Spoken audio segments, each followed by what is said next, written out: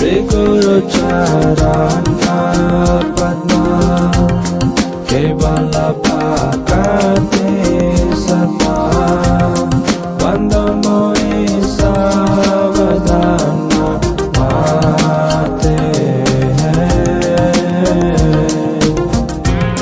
Jahara Prasade Bhai Deva Vatoriya Jai Krishna Prapti Hoy Jaha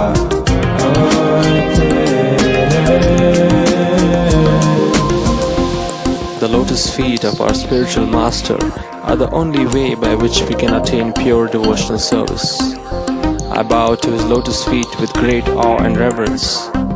By his grace, one can cross the ocean of material suffering and obtain the mercy of Krishna. Guru Mukha Padma Vakya Chitte Koriya Kya Parana Kori Ho Mane Asa Shri Guru Charane Rati Kaise Uttama Gati He Prasade Pure Sada Asa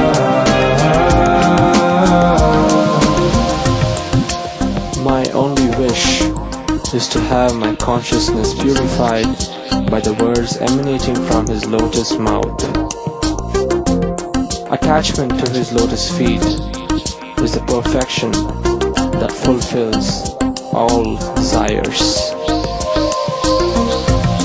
Chakudana Dilo Jai Janme Janme Prabhu Se Devya Gyan Hriday Prakashito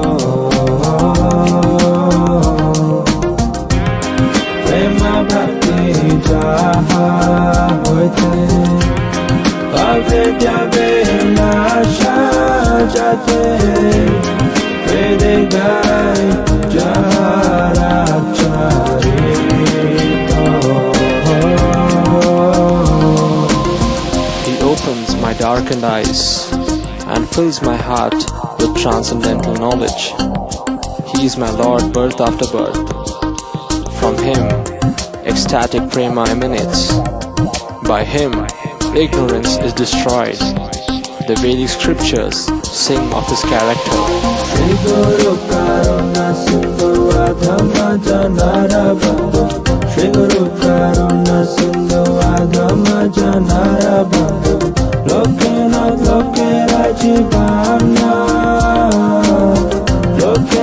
Lokera Jivana Kaha Prabhu Koro Doya Devo More Padashaya Kaha Prabhu Koro Doya Devo More Padashaya Devi Jasku Sakti Bhuvana Devi Jasku Sakti Bhuvana O spiritual master, ocean of mercy and friend of the fallen souls, you are the teacher of everyone and the life of all people. O Master, be merciful unto me and give me the shade of your lotus feet. May your glories now be proclaimed throughout the three worlds. Hare Krishna Krishna Krishna Hare Hare Hare Rama Hare Rama Rama Rama Hare Hare Hare Krishna Krishna Krishna Krishna Hare Hare Hare Rama Hare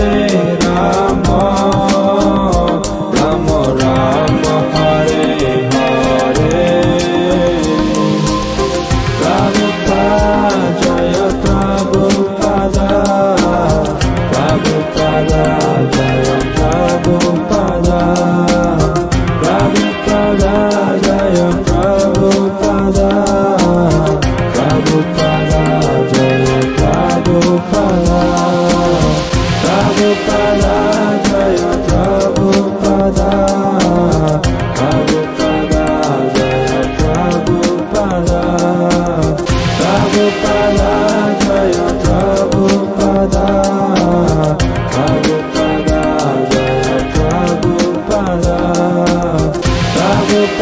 Jaya Prabhupada Prabhupada Jaya Prabhupada Prabhupada Jaya Prabhupada Prabhupada Jaya Prabhupada Prabhupada Jaya Prabhupada Prabhupada Jaya Prabhupada Prabhupada Jaya Prabhupada Prabhupada Jaya Prabhupada Prabhupada Jaya Prabhupada.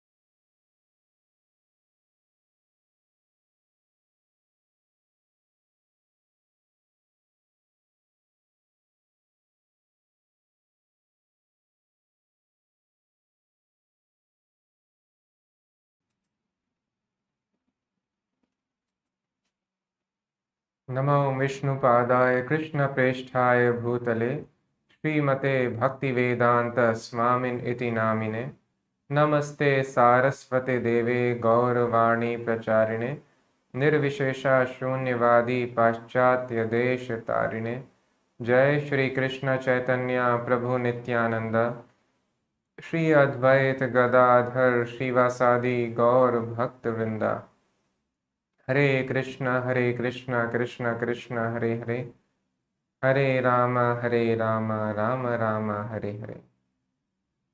Hare Krishna. A very warm welcome to all of you on day 27 of Srila Prabhupada Lila. The end is near. Srila Prabhupada is very delighted. The court in New York has ruled in favor of the devotees of the movement, and Times of India gave a front page coverage for the good news. Now it is March 22nd. The senior devotees in Mayapur felt Srila Prabhupada was too ill to travel and that he should remain there and recuperate. Besides, reports from Bombay were conflicting. Surabhi Swami, knowing that Prabhupada's quarters weren't finished, wanted more time. So he wired Prabhupada requesting him not to come. But Giriraj and others had been arranging a lecture program for Srila Prabhupada at a pandal in Azad Maidan in Bombay. And Giriraj had written inviting Prabhupada. Prabhupada considered the opportunities for preaching and decided to go. He had his secretary send a telegram from Mayapur to Bombay. Prabhupada arriving Tuesday at 1350. Have rooms ready in whatever condition. But on Prabhupada's arrival in Bombay, he was so weak that he could not walk down the steep stairs from the airplane. And the airline personnel arranged for him to be lowered to the ground by hydraulic lift. Once he was on the ground, several devotees assisted him in walking. Although he appeared frail, he smiled brightly when he saw the devotees waiting for him at the airport. So we see the extraordinary spirit of Srila Prabhupada for preaching. Prabhupada is so weak, already in the West, the devotees were pleading him not to travel to Mayapur. So Prabhupada told, I want a benediction like Arjuna, I want to keep on fighting till my last breath. And then again, Prabhupada is not willing to settle in Mayapur to recuperate. Prabhupada is again willing to engage himself in a pandal program which his disciple is organizing in Bombay. And Prabhupada, we can see he's so weak, he cannot climb few steps out of the airplane. And he had to be lowered down in a hydraulic lift.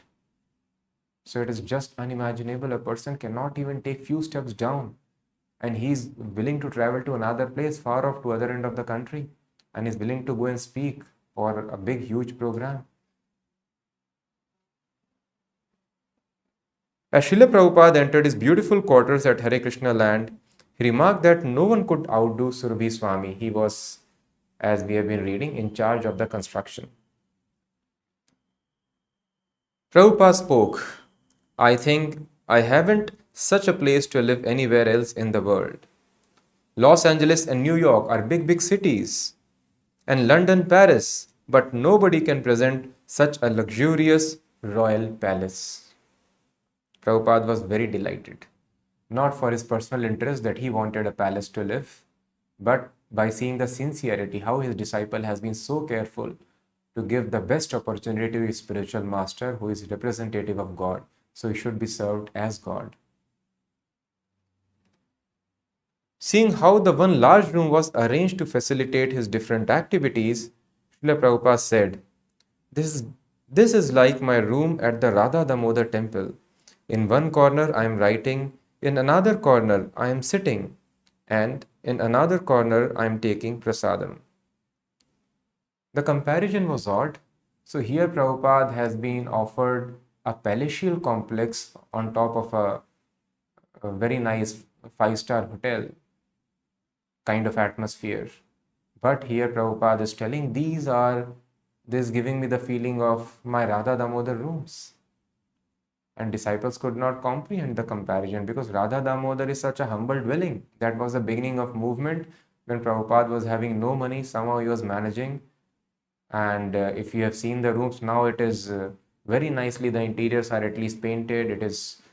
We have tried to make it as good as possible, but you see the footages from Prabhupada's time, it is broken down. So very, very humble and less than humble and modest place. It's a poor living if you call it in straight words. But Prabhupada is expressing the mood of a pure devotee. How pure devotee? He just wants to stay in Vrindavan. Never mind in dilapidated rooms or under a tree. But the stay in Vrindavan is the most delightful and pleasant to a pure devotee. Thus, the present civilization is completely misguided. They think if you make a nice arrangement of a huge house or a posh house in a good location, you will be happy. But we can see from here that Prabhupada, when he's seeing this palatial arrangement, the sincere devotional present from his disciples, he's telling this is same like my Radha Damodar rooms. It means how pleasant Prabhupada was feeling in Radha Damodar. So thus it is not the external things, what is the situation of the place we are living. It does not matter how much we are earning. Prabhupada was penniless at that time. It does not matter anybody is loving us in this world or not. This is another misconception. Nobody loves me, so I am in distress. No. Prabhupada, as we saw the poem Prabhupada had written in Vrindavan, that where are all those family members now? It is just a list of names. So Prabhupada has got nobody to love him externally.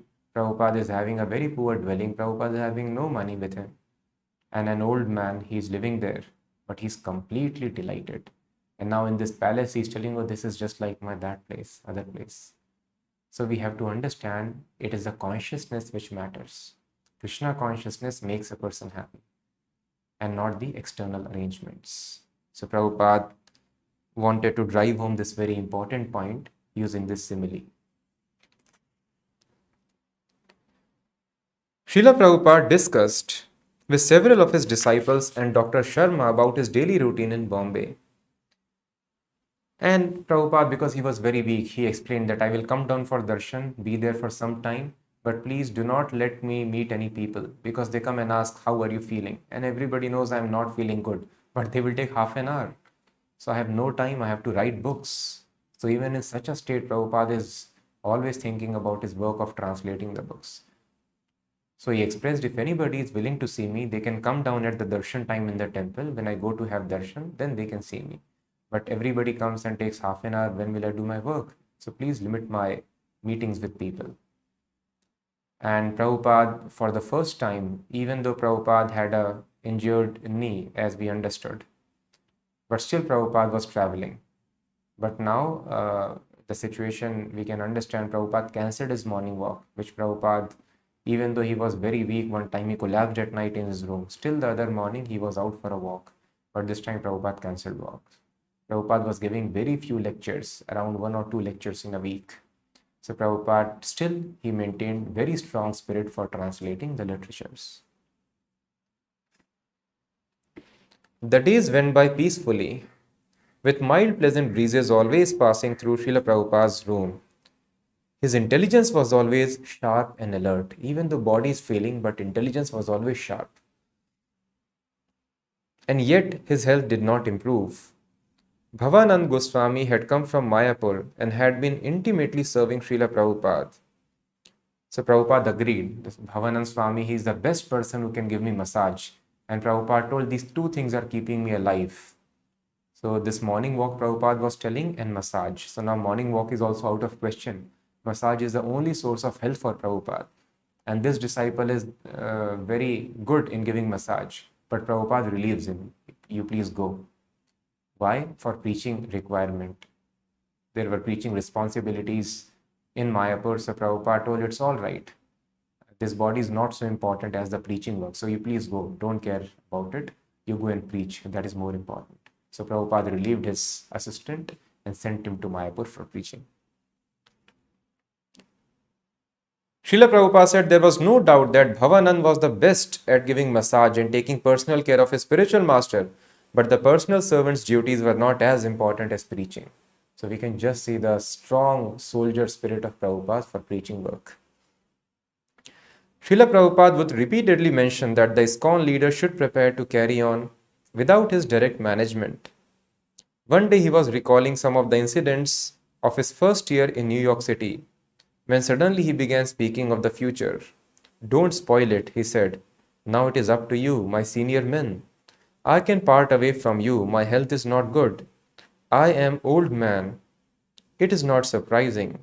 Now you GBC, young boys, you are American, expert. You have all intelligence, so you don't spoil it. Let the movement go forward more. You have a lot of nice places. Don't be anxious for. And even if I go, where is the harm? I have given my ideas and direction in my books. Just you have to see it. I think I have done my part. Is it not? Do you think so or not? Yes, you have done everything. Still we want the whole Bhagavatam, Srila Prabhupada. The disciple replied. That will be done, said Prabhupada. Even it is not full, there is no loss. You are competent, you can take charge. Now you can take charge of all the money and let me remain free from management. My only request is don't spoil it. So then people, of course, Prabhupada expressed that I can leave anytime Prabhupada's health was failing. But at that time, these moods were occasional. And Prabhupada is giving directions. Now you have to carry on, take charge of the movement. And at the next moment, again, Prabhupada will give some managerial decisions. And he would be again criticizing very strongly the atheistic scientists and the misguided political leaders. How because of these people, entire civilization is getting misled. The politicians and atheistic scientists. So Prabhupada again would put forth strong arguments, again would start preaching vigorously, and again would take important management decisions. But occasionally Prabhupada indicated, in my absence, you should be ready. You should take care of your health, said Sriman Narayan. I hope you get better. Oh, this is just an old machine, Prabhupada laughed. The more you cure it, the more it gets worse. But my work never stops. That keeps on going. My main work is to write these books, and that is going on. So one of the guests, Sriman Narayan, was there, and other guests were also there. So they told still Prabhupada, please take care of yourself. So you should try to visit some good places. They suggested Kashmir or Shimla, Masuri, Haridwar, like that. And eventually Prabhupada also agreed, yes, Haridwar is a good place. Ganges water is good there. And then it was suggested better than Haridwar is Rishikesh. That is further upwards. That situation is even better. If you go there, you can recover very soon. From that moment, going to Rishikesh became a definite plan, and Prabhupada prepared to leave Bombay within a week. The first week in Rishikesh was idyllic, heavenly, with perfect weather and hopes of Prabhupada eating and recovering. The devotees in Rishikesh had been in high spirits, and so had Srila Prabhupada. While crossing the Ganges by boat, Prabhupada had requested drinking water to be fetched from the center of the river. He had liked the lodge provided by his host.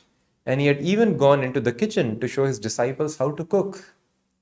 Word had spread through the pilgrimage tourist town that A.C. Bhaktivedanta Swami was present, and Prabhupada had agreed to hold a darshan from 5 to 6 pm daily. The room had always been crowded at that hour with many people, including Western hippies and seekers, as well as Indians on pilgrimage and vacation. So many Westerners, they come to Rishikesh for either enjoying intoxication or for seeking spiritual life. And many Indian pilgrims also go there. And Prabhupada, immensely famous personality of the world, he was there. So Prabhupada announced, I will see people 5 to 6 in the evening. And it was completely jam-packed. Many people would come to see him. Although Srila Prabhupada's voice had been extremely faint, he had spoken with force, stressing Bhagavad Gita as it is. When an American hippie had questioned him skeptically, Prabhupada had replied, "You cannot understand because you are crazy." Prabhupada, even though with faint voice, there was no compromise. He was always bold. So this point is very important. Prabhupada explained when he was skeptical, very doubtful about what Prabhupada was explaining. Prabhupada told, you cannot understand because you are crazy. Now, who is crazy in this material world? There is very nice article by Prabhupada. The spiritualist devotee will think materialist is crazy, and a materialist would think devotee is crazy. But who is actually crazy? We cannot tell everybody is all right. There is something called absolute truth. Something is fact. So thus Bhagavatam defines who is crazy. Nunam pramatta kurute vikarma yad indriya pritaye apranoti. So Bhagavatam beautifully mentions Nunam. Nunam means definitely.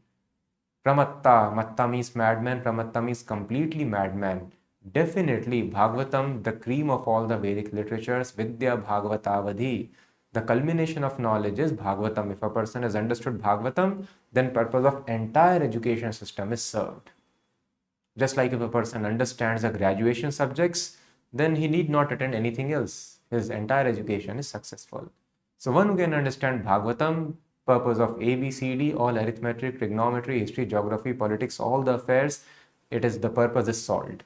And what is Bhagavatam mentioning? That man or woman is definitely pramatta, completely mad. Who is that madman? Nunam pramatta kurute vikarma yad indriya pritaya apranoti. A person who breaks the laws of nature for deriving the evanescent, very, very short satisfaction of satisfying the senses. Indriya pritaya apranoti. So a person who is working very hard to satisfy the senses, and thus he breaks all the laws of nature to enjoy that experience, that person is completely mad. So any endeavor which is more than keeping body and soul together, that is madness. It is very simple point, because it simply creates addictions to us. We don't need to enjoy anything more than keeping body and soul together. That is not required. Yes, some requirement would be there for the body to keep it active so that the soul can stay. But more than that is madness, because we don't desire that thing, we don't need it. But if we start enjoying such pleasures, we become addicted to it, and the demand always keeps on increasing. So this sense gratification, as we have discussed many times, it is like putting butter into fire. So thus entire civilization, students working very hard, people working very hard in their jobs or businesses or other affairs. What for? It is simply for sense enjoyment. My mind and body would be satisfied, but a person may have $1 million, he will aim for another million or 10 million, but nobody is satisfied. So thus it is madness. The more you satisfy, the more it burns, your desire increases. In this way, a person becomes completely frustrated and never satisfied, and he breaks all the laws of nature, and thus he suffers unlimitedly. This is called madness. Neither sense gratifier is satisfied in this life, and because he has broken laws of nature, he creates unlimited sufferings for the future also. Now is suffering, and future also is full of suffering. He goes to hell to suffer. So this is called madness. So as long as our aim in life is sense enjoyment, if we think sense enjoyment will make us happy, I need any more clothes than keeping my body and soul together. I need any more food or varieties than keeping body and soul together. I need any more sleep, or entertainment is a big industry to keep the body and soul together, then we should consider ourselves mad, because we do not need these things in the first place. Artificial demand is created by ourselves or by the society through advertising, and then we get hooked onto it. Then we have to spend time, money, energy on such enjoyment, which always increases the desire to enjoy it all the more. In this way, person becomes addicted, and he suffers now and unlimited suffering in future. So this is madness, is it not? We are complicating our lives. 99% of the people are mad. Such simple logic does not strike them. But Bhagavatam defines Nunam Pramatta. Any person whose aim of life is to enjoy mind and senses, that's demands, that is called mad civilization. And a madman cannot be expected to understand any knowledge. So thus we should understand we are all mad to different degrees, to the degree we are feeling for enjoying the senses. So the only aim for work is yagyarthat karmano anyatra loko yam karma bandhana, satisfaction of Krishna. Thus Krishna tells in Bhagavad Gita, Mai sanyasya matparaha, Mai sarvani karmani. The result of all the activities should be given to me. Mai sarvani karmani, Mai sanyasya matparaha. And only my satisfaction should be the aim of life. Yat karoshi, yat joshi, tat kurushma darpanam. Whatever you are doing, the result should be offered to me. So if I think, let me produce some results so that I can enjoy, this is madness.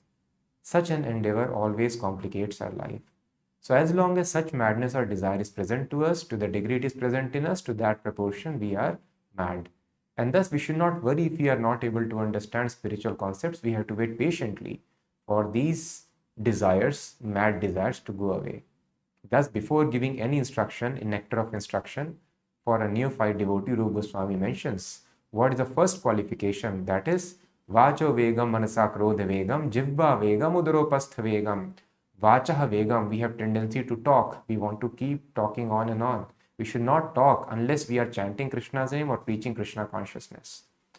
Otherwise, that simply creates complexities, problems, suffering in our life and brings more misery, brings spiritual degradation in the life.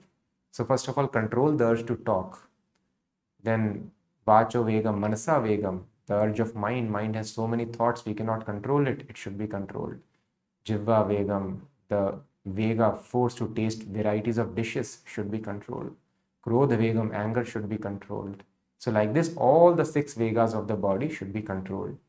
Then sanity comes, then a person can understand. So we should not worry, just like a sick man should not worry if he is not able to taste the dish. In sickness, everything would but taste bitter. So one has to take medicine and be patient. Yes, there is a healthy state. I'll come to that stage and then I will be able to taste it. So everything will be revealed in spiritual life once we are able to control all the 6 urges of the body. 2 balance urges are urges of belly and genitals. So when all the 6 urges are perfectly controlled, we should practice Krishna consciousness, chanting Hare Krishna mantra, and control the activities of the 6 Vegas.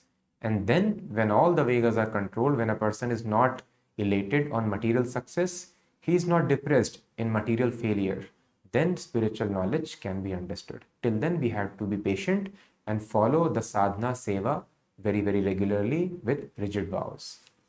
So Prabhupada replied to American hippie, you cannot understand because you are crazy. And when a lady had put forward materialistic welfare work as the highest good, Prabhupada had replied, your compassion is as valuable as blowing on a boil to heal it. So when a person is having any boil, it burns. If you blow it, that gives some relief, but it is not going to cure the boil. So all the material welfare work, what we are doing, a person is hungry, you give him something to eat, it gives some relief for a while, but then person is hungry. Why? Because of sins. Everybody suffers because of sins. Do you know why that person is hungry? Why God has created such an arrangement that he is hungry? He was not hungry in the womb of the mother. Everybody was being fed very, very nicely. So if God wants, he can feed everyone.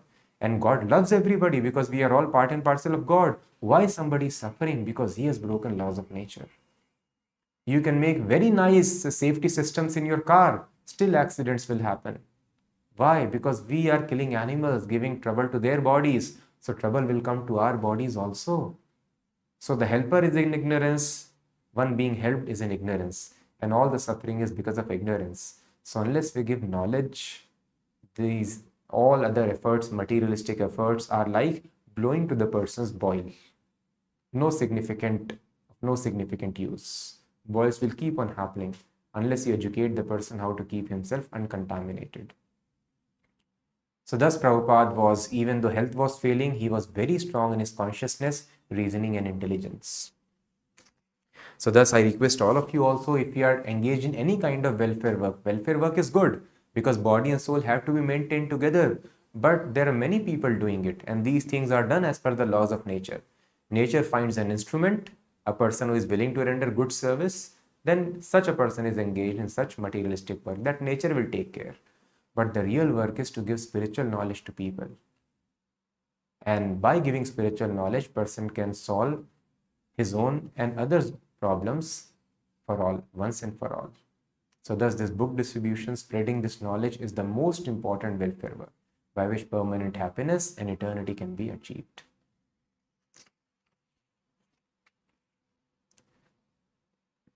So Prabhupada was thus giving darshans in the evening, speaking to the crowd, and sometimes Prabhupada would go to the kitchen to guide his disciples. He would crack jokes also at times.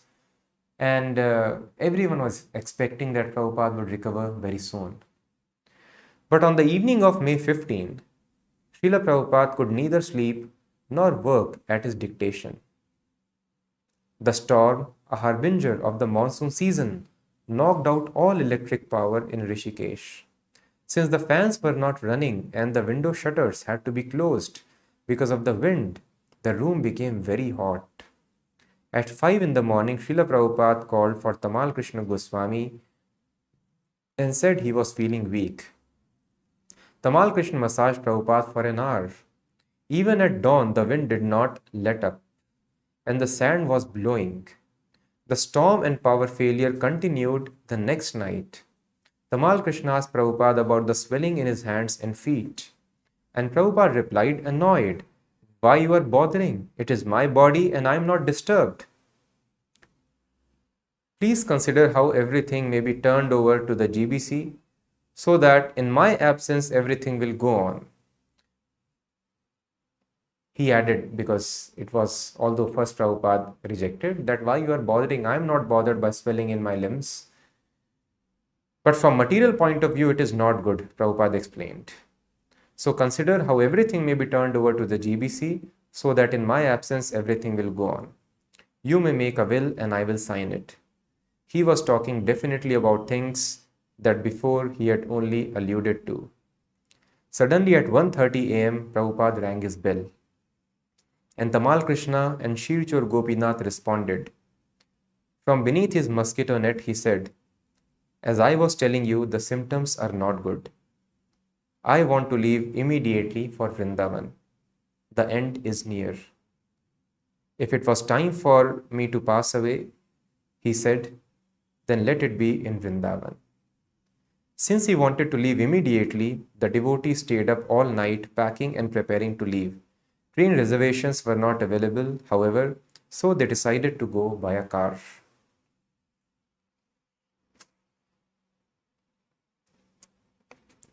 As they turned off the Delhi-Agra road, Srila Prabhupada saw for the first time the stone marker, Bhaktivedanta Swami Marg. They soon met up with Gunarnava, who was waiting on a motorcycle and who joyfully sped ahead to tell the devotees at the Krishna Balram Mandir that Srila Prabhupada was there. At the gate of the temple, a big kirtan party, including all the Gurukul children, was gathered to greet Prabhupada with chanting and dancing. 4 devotees carried Prabhupada in a palanquin to the temple hall, where he offered his respects to the 2 lords, Krishna and Balram. After the Aarti ceremony honoring Srila Prabhupada, Prabhupada spoke briefly to the assembled devotees. If death take place, he said, let it take place here. Seeing his demeanor and hearing him speak these unexpected words, some of the devotees in the room began to cry. So he continued, there is nothing new to be said. Whatever I have to say, I have spoken in my books. Now try to understand it and continue your endeavors. Whether I am present or not present, it doesn't matter. As Krishna is living eternally, similarly the living being also lives eternally.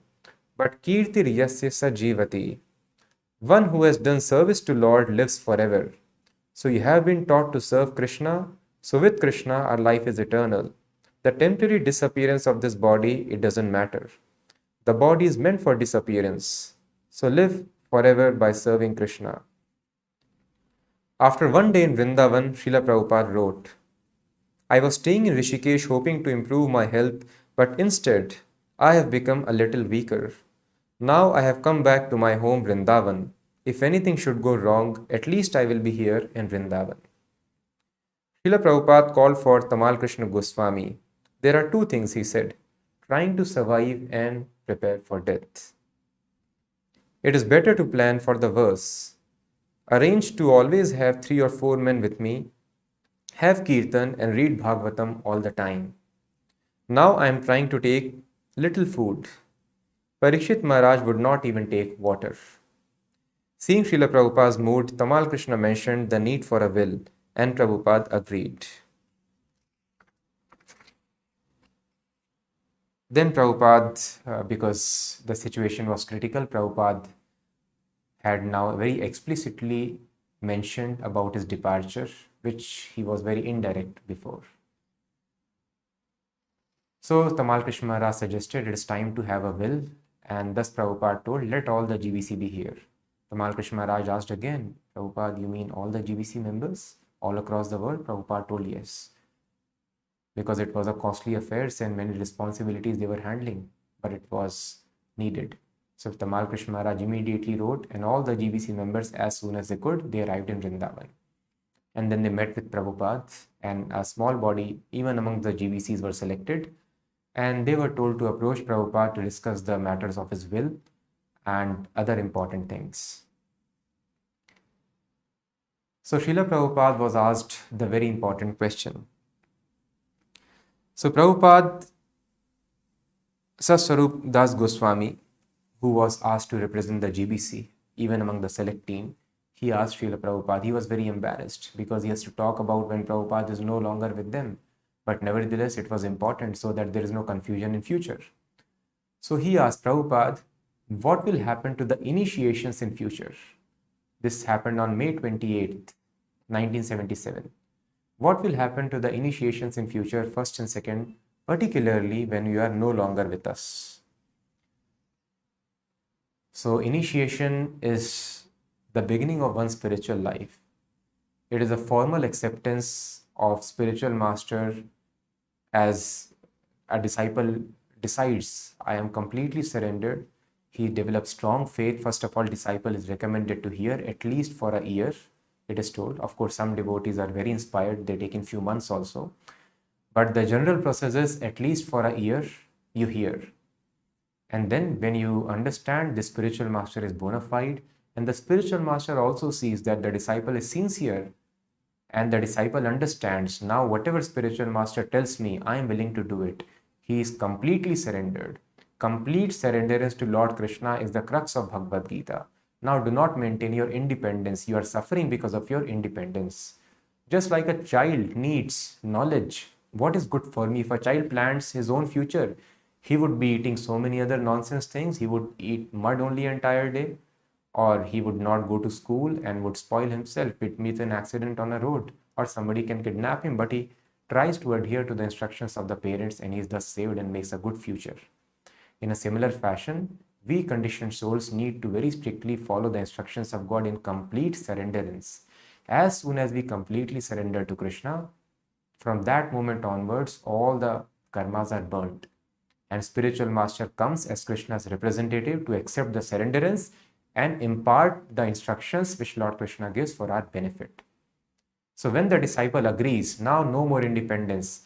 If spiritual master tells me to do this task, I will be doing that task. Spiritual master tells me not to eat, I will stop eating. Spiritual master tells me to do this work or leave that work, I will follow exactly. When this complete surrenderance develops, then a person takes initiation. And that is formal beginning of one's spiritual life. So what will happen to these ceremonies in future? There is first initiation and second initiation, particularly when you are no longer with us. So Prabhupada then told, I will soon appoint officiating acharyas. So the disciple asked, is that called Ritvik Acharya? Because Prabhupada would have been discussing these things. They were knowing Ritvik. This Ritvik means priest. So Prabhupada told, yes, Ritvik. So Prabhupada told, I will not make anybody next Acharya, just like Prabhupada is Acharya. Now he is giving initiation. Prabhupada explained as later, this is May 28th, and on July 9th, Prabhupada formalized this instruction in the form of a letter, which is called July 9th letter very famously. And it is institutional directive. It was sent to all the temple presidents, GBCs, all the leaders. And then Prabhupada indicated, I will remain as the Acharya and I will appoint Ritviks. Ritvik means priest. Priest means anybody who can do ceremony, just like all the rituals, especially in India, they are done with the help of a priest. But nobody surrenders to a priest. Priest is doing the rituals. Priest may get you married, priest may do housewarming ceremony, priest may do last rites, so many other rites they are supposed to do. So in a similar fashion, there are some rituals, some ceremonies, fire sacrifice, chanting on the beads and thread. These activities, rituals could be done by these officiating acharyas called the priests, but nobody will become the acharya, the Diksha Guru, who gives initiation. So all the new disciples would be my disciples. And their name, all those people who take initiation through the help of these Ritvik Acharyas, their name should be registered in His Divine Graces, Srila Prabhupada's Initiated Disciples book. So in this way, Prabhupada told, I will continue to accept the disciples even in the absence of the physical body. So then another important question was about publishing the books. Saswarup next asked about the BBT. At present, he said, no translated works are to be published without your seeing and approving them. So the question is there any system for publishing works in the future? Works that you may not see? Prabhupada replied that we have to examine expertly. He accepted the principle that future works could be translated from Sanskrit, but he cautioned, but among my disciples, I don't think there are many who can translate properly. And when some of Srila Prabhupada's disciples were learning Sanskrit, they wanted to translate the books of Goswamis. Prabhupada told, do not touch it. You are not qualified. Maybe generation after next generation, means 2 generations after, you may have some children, and your children are born in the Vaishnava environment, so they would be very pure. They would not indulge in sinful activities. And when in their purified consciousness, they produce a second generation, they might be capable of reading and translating these Goswami literatures. So some of the literatures of the Goswamis, they reveal very, very confidential pastimes of Krishna. And if you have seen in Vrindavan, next to Madan Mohanji temple, there is Granth Samadhi next to Sanatan Goswami Samadhi. Sanatan Goswami in his ecstasy wrote many confidential pastimes for Krishna, and later he realized, oh, ordinary people should not read these works. So then he buried all such literatures, and that is called Granth Samadhi. So revelation is done as per the capacity of the person. Thus, Prabhupada writes in Bhagavad Gita also, when Krishna is explaining, he did not mention the ultimate principle, Sarv Dharman Parityajya, immediately. He introduced gradually the concept of soul and other things, because he was thinking Arjuna may not misunderstand it. So of course, Arjuna will not do it, but common people may do it. So Krishna is very gradually building up. He is hesitant to give the final instruction. And the later he tells, Sarv Guhyatamam Bhuya Shunu Me Paramam Vachaha. Now here the most confidential, topmost knowledge, Sarv Dharman Parityajya Mamekam Sharanam Raja. Forget everything, all the religions, responsibilities, moral codes and conducts, what you have defined, just surrender completely unto me. Man mana bhavmad bhakto, think about me, become my devotee, worship me. So this is the most confidential instruction. So in a similar fashion,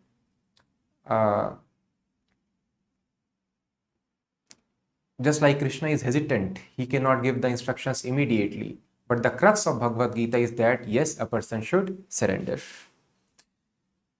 In a similar fashion, Prabhupada explained, among my disciples, I don't think there are many who can translate properly. The highest knowledge will not be revealed to them, so they are not qualified. So some of the disciples, they could not digest. They were very new. That our spiritual master is telling us not to touch, and some of them, they left the movement also. So Prabhupada told, principle is, yes, they can be translated, but otherwise simply by imitating A, B, C, D, it will not help. My purports are liked by people because it is presented as practical experience. It cannot be done unless one is realized. So only a realized soul should be translating these books, should be even touching these books. So if a person directly reads Ras Lila, Prabhupada told, he may face a degradation, fall down in spiritual life. He may take it as an mundane or ordinary lusty affairs. So that is why these are mentioned in the 10th canto of Bhagavatam. By the time a person reaches 10th canto, follows all the rules, regulations nicely, he will become God realized, Prabhupada mentions. So he told, yes, translation of the books can be done in future, but such person should be God realized. Otherwise, do not touch it. Simply by mundane scholarship, you cannot translate. And this unfortunate thing has happened in the country. Many people are now presenting their own Bhagavad Gita. They may not even have knowledge of Sanskrit. Still, they are misinterpreting. And even though some of them who are scholars, just like a person who is a great scholar of English, cannot explain physics, even though that is written in English language. You need to have knowledge of physics that is completely different from knowledge of English. In a similar fashion, just by knowing Sanskrit, you cannot sit down and translate. Only a person who sees Krishna face to face can translate Bhagavad Gita and other literatures. So Prabhupada told, yes, translation can be done of other literatures, but such a person should be on the platform of God realization. So these very important instructions were imparted to the GBCs. As June came in Vrindavan, the weather remained very hot. The sky, which had been clear blue, turned hazy as the first moisture arrived. Between noon and 4 p.m., the ground was too hot for bare feet, and the residents of Vrindavan would stay home, confining most of their activity to either the morning or late afternoon and evening. Evening eating was excluded from the midday hours, since the heat killed the appetite. The Yamuna was shallow and hot, giving little relief. The cows were gaunt from lack of grass and feed. An occasional hot, searing winds raised dust clouds. Flies and mosquitoes died in the air. One of the few pleasant features of summer was that the fragrance of bale flowers that climbed along the walls around Prabhupada's garden, somehow thriving in the dry heat. In the first days of June, Srila Prabhupada experienced some hope of recovery. He asked to resume his morning rides. And when being brought down to the car, he said, "Soon I will get down and walk myself." His old friend from Allahabad, Dr. Ghosh, came and diagnosed his disease as anxiety for the devotees of Krishna consciousness movement. Srila Prabhupada agreed, but he didn't follow the doctor's orders, since they included having his blood pressure checked regularly and taking various medicines and special treatments. But by receiving massages from his servants, he felt he was improving. At this rate, he said he would be all right after a month and a half. But he stressed, "I am not leaving Vrindavan until I am well." July was a good month for Srila Prabhupada's work on Srimad Bhagavatam. He continued dictating very early in the morning and in the afternoon, completing chapters 8 and 9 of the 10th canto. It was his great pleasure to do so. Working on Srimad Bhagavatam, he was completely transcendental to his physical condition. Despite the accompanying heart palpitations and despite his faint voice and general weakness, even to sit was difficult, and yet once he began working, nothing could stop him. So now Prabhupada was giving the most important instruction. We all will become old, health will fail, organs may start failing. In that stage also, how a person can remain transcendental? By being absorbed in Bhagavatam. Srila Prabhupada was concerned that when he wrote, what he wrote be published and distributed. It was a service to his Guru Maharaj, and he received great satisfaction in hearing that book distribution was still expanding all over the world. Harikesh Swami, the GBC of Northern and Eastern Europe, reported that he was printing a very large quantity of books in 13 languages. After hearing only the beginning of this report, Srila Prabhupada exclaimed, "All the blessings of Bhaktisiddhanta Saraswati Maharaj on you.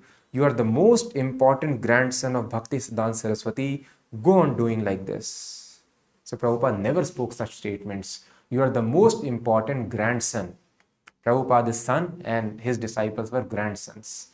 So book distributors were so dear to Prabhupada. So Prabhupada told, you are the most important grandson of Bhaktisiddhanta Saraswati. Please keep on doing this, increasing book distribution, because this is my service. This is my life, order of my Guru Maharaj. You are helping me in this.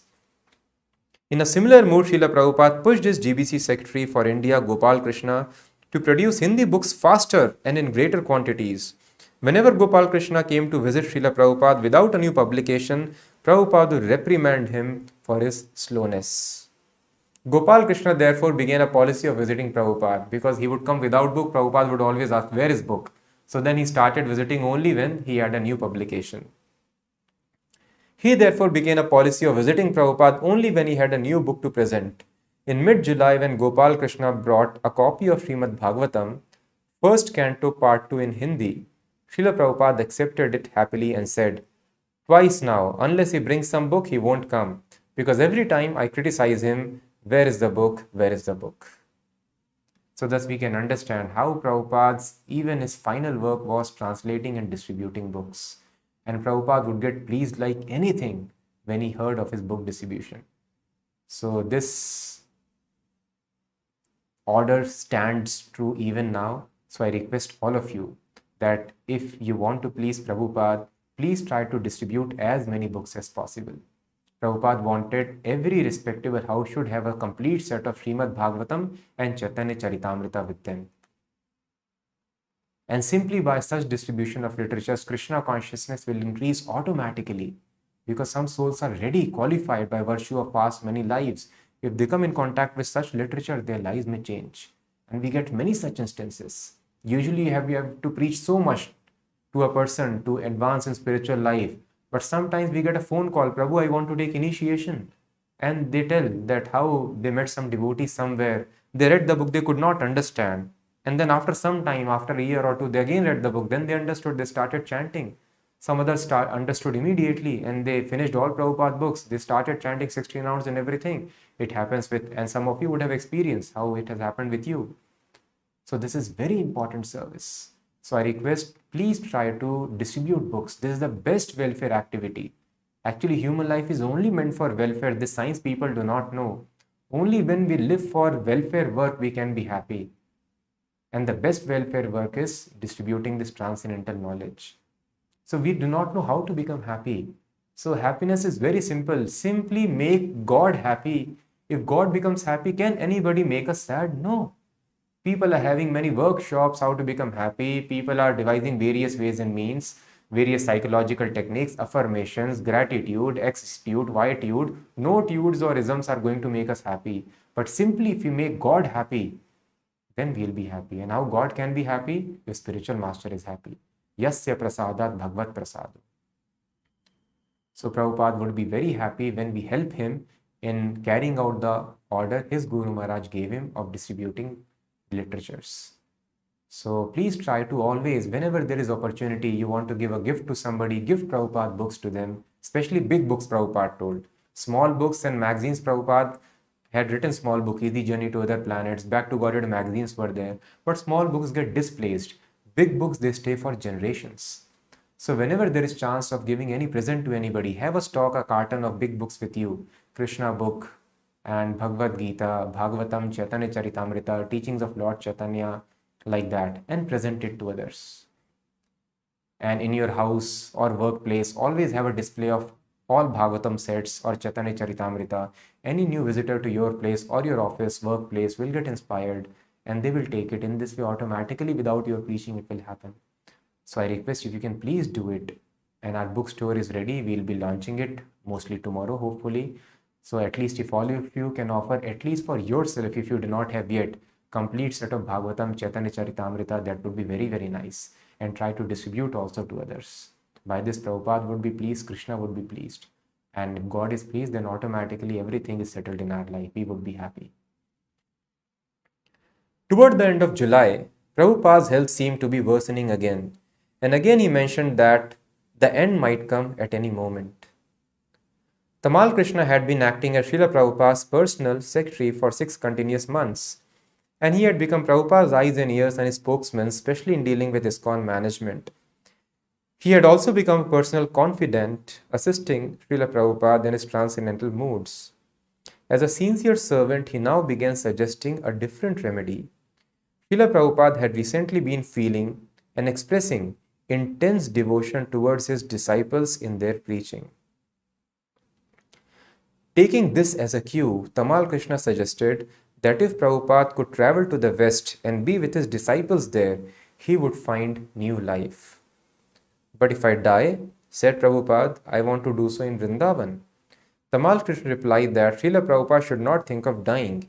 If he would go on a tour of the West, see the devotees there, take prasadam made from food grown on the ISKCON farms, then certainly he would respond to such devotion and regain his appetite and strength. Tamal Krishna gave encouragement. When you get there with so many devotees who are giving their lives for spreading Krishna consciousness and assisting you, it will be really enthusing. And you won't have to speak so much. It's your presence. You're seeing the devotees and they're seeing you. So in that sense, it won't be exhausting. It's a good climate now too, August in London. It's a very good time. Prabhupada turned to Upendra and said, his words are making me feel different. Just hearing I become enthusiastic. Srila Prabhupada said, Tamal Krishna, by going west I know you will recover. May Krishna fulfill your words, said Srila Prabhupada. Srila Prabhupada still had no appetite and had scarcely eaten during the past 6 weeks. Says scarcely eaten during past 6 weeks. We can just imagine how weak he must be. One day if we don't eat on Ekadashi, we get disturbed. Prabhupada has not eaten for 6 weeks and disciples could not understand how somebody can live like that. He was no longer regular in his times for sleeping, taking massage or sitting up and translating, which Prabhupada was always very particular. Now there was no regularity in his schedule. Feeling himself to be at a critical period, he had given permission for all the devotees all over ISKCON to recite a simple prayer. My dear Lord Krishna, if you desire, please cure Srila Prabhupada. So again, for Prabhupada, he told life or death, it is not important. But for disciples, it is very good to pray because if they pray, they will make spiritual advancement. So thus, why this was another opportunity for spiritual advancement which Prabhupada was offering to his disciples. So when the disciples pray, it is by prayers that we advance. So because they were attached to Prabhupada, Prabhupada was having no problem at all living or dying, but if the disciples pray, they will make spiritual advancement. So he told, yes, all the disciples can pray. Krishna, please, if you so desire, please save our spiritual master. Please cure Srila Prabhupada. He would regularly go before the deities each morning. Wearing his dark sunglasses and sitting erect in the rocking chair, he would hold his palms together in a gesture of prayer, while 2 men, one in front and one behind, carefully carried the rocker from Prabhupada's room into the temple room. They would set the chair down first before the deities of Gaurnitai, then before Krishna Balram, and then before Radha Shyam Sundar. Then they would carry him to the central spot in the courtyard under the tamal tree and set his chair down on the black and white checkered marble floor. Srila Prabhupada would sit facing Krishna and Balram, and the devotees would sit down around him and begin a kirtan. As the kirtan began, 2 Gurukul boys would rise and come in front of him, where they would begin dancing with arms upraised, their cotton chadar swinging back and forth. Prabhupada would usually not speak or even smile, but after a few minutes he would give his garlands to a devotee who would place them around the necks of the dancers. Soon 2 other young boys would come forward and the first boys would garland them with the garlands they had received from Srila Prabhupada and sit down. For half an hour, the dancing and singing continued. Guests to the temple would gather, many of them offering money at Prabhupada's feet, which rested on an embroidered silk cushion. Srila Prabhupada was gaining resolve to go to the West. If I can work a little more, he said, our society will be very strong. I want to see that what I have done is made still stronger. Prabhupada's talk of travel, however, coincided with increasing weakness. He talked less. When Tamal Krishna tried to encourage him to translate, he replied, When I get inspiration, I will take it up. Don't try to force me. I am going through a difficult time and am now feeling restless. It is not mechanical. So even though Prabhupada was getting weaker every day, he was still telling, if I can work just a little more, my society would be even stronger. And in this stage, when Prabhupada cannot move, he has to be carried on a chair. He cannot even talk, he cannot even smile. He's so weak. But Prabhupada is willing to travel to another country, to London. Thousands of visitors, meanwhile, came to Krishna Balram Mandir, which was now one of the most popular temples in all of northern India. The evening aarti at Krishna Balram was so crowded that resident devotees could not attend, but could only stand in the back of the courtyard at the edge of a packed, jostling crowd. Some of the Gurukul boys would greet the guests with Hindi back to guarded magazines, each boy selling 200 or 300 magazines at night. Srila Prabhupada was glad to hear this. A report came from Abhiram in Calcutta that Srila Prabhupada's passport had finally been secured, and the American consulate in Calcutta would help in getting the green card for the US. Tamal Krishna ran upstairs and told Srila Prabhupada, "There is very good news." Srila Prabhupada was lying down in bed, but when he heard the news, he began to slowly clap his hands, saying, "Give me good news and keep me alive." He began to think ahead to London. "The Radha Krishna deities there are so nice," he said. "Radha Londonishwara, an innocent boy, he is." Srila Prabhupada thought of the Bhaktivedanta manor. "That lawn before my room is magnificent," he said. "I think good time is coming." So Srila Prabhupada's enthusiasm for preaching was endless. He is hardly able to move, but he claps when he gets the news that his passport is ready, visa has got approved, and he can travel. And Prabhupada immediately starts meditating upon his next preaching mission, again going to London. And he's meditating upon Radha Londonishwara, the deities of the Bhaktivedanta Manor, London Temple, and his lawns and his rooms and all the devotees over there. So it is not possible to have such a transcendental mood. Srila Prabhupada is personally empowered incarnation of the potency of Krishna, of the mercy of Krishna, and only such an advanced devotee can exhibit such extraordinary pastimes. Nevertheless, we can do our bit, we can do our small fraction of whatever spirit we can muster by associating it through the messages of Srila Prabhupada, and try to carry forward this message. Lord Krishna came here to deliver this important message to save the souls, and all the acharyas simply try to pass on that message in the generations to come. So if we can simply try to read this message carefully, attentively, make our life successful, and distribute such messages, Srila Prabhupada, Bhaktisiddhanta Saraswati, and all the acharyas will bless us sufficiently. With this, we would like to end. Now I request, as we do every time, please try to write your realizations in the comments so that others can get benefit, you can get benefit, you will contemplate upon these points, and it is contemplation after reading and hearing which is very, very important, which keeps us on spiritual platform, and the video will have a better reach. Also, if you can like and share, it will have still better reach. Please try to do that. We'll meet tomorrow again with the concluding session of Srila Prabhupada Lila. Thank you for hearing. We'll meet tomorrow. Hare Krishna.